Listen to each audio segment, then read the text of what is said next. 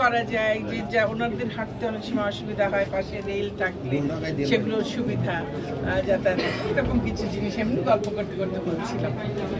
তো এগুলোর জন্য তো আজকাল বিশেষজ্ঞরাই আছেন, তারাও কিন্তু বলতে পারেন যে একদম কি করলে বৃদ্ধদের জন্য সবচেয়ে ভালো হবে।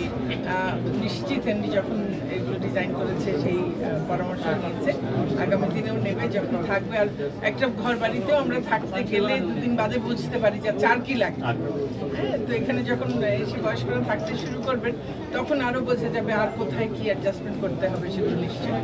জায়গাটা সুন্দর, সবচেয়ে বড় কথা বয়স্কদের কথা চিন্তা করে এরকম জিনিস করা হয়েছে।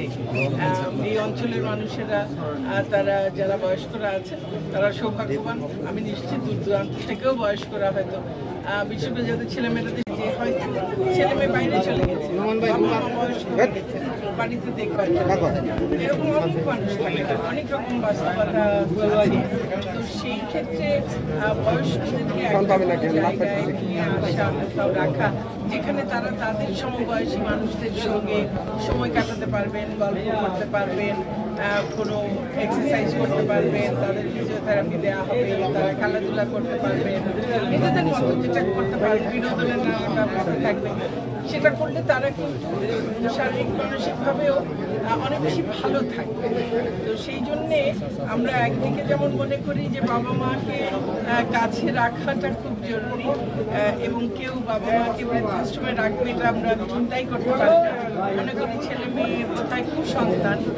কিন্তু আমার বাবা মাদের দিক থেকে দেখলে যে বাড়িতে একদম ওই ছেলেমেয়ের দুশ্চিন্তারও কারণ, যত্নটাও ঠিক মতো হচ্ছে না, ভীষণ নিঃসঙ্গ একটা জীবন, সেটার চেয়ে যদি এইরকম জায়গায় থাকে এবং নিয়মিত যদি ছেলে মেয়েদের সঙ্গে যোগাযোগ থাকে, নাতি নাতনি আসছে যাচ্ছে, সব সপ্তাহান্তে ছেলে মেয়েদের সঙ্গে যোগাযোগ, তেমন কিছু ব্যবস্থা করা যায় অনেকেরই, যারা কারণ বয়স্ক লোকদের যেই ধরনের থেরাপি দেওয়া দরকার, যেই ধরনের কিছু দরকার, অনেক সময় কিন্তু ছেলেমেয়ের আর্থিক সেই অবস্থা নাও থাকতে পারে, সেই প্রয়োজনীয় যত্নটা হয়তো করতে পারছে না। আর সময়টা তো একটা বড় বিষয়।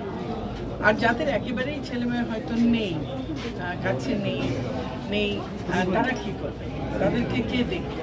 তো সেই জন্য এরকম তাদের জন্য তো আশ্রয়ের একটা ব্যবস্থা হতেই হবে, এবং যেখানে তাদেরকে যত্নে সম্মানের সঙ্গে যত্নের সঙ্গে রাখা হবে। তো আমার দেখে খুব ভালো লাগলো, খুবই সুন্দর ব্যবস্থা।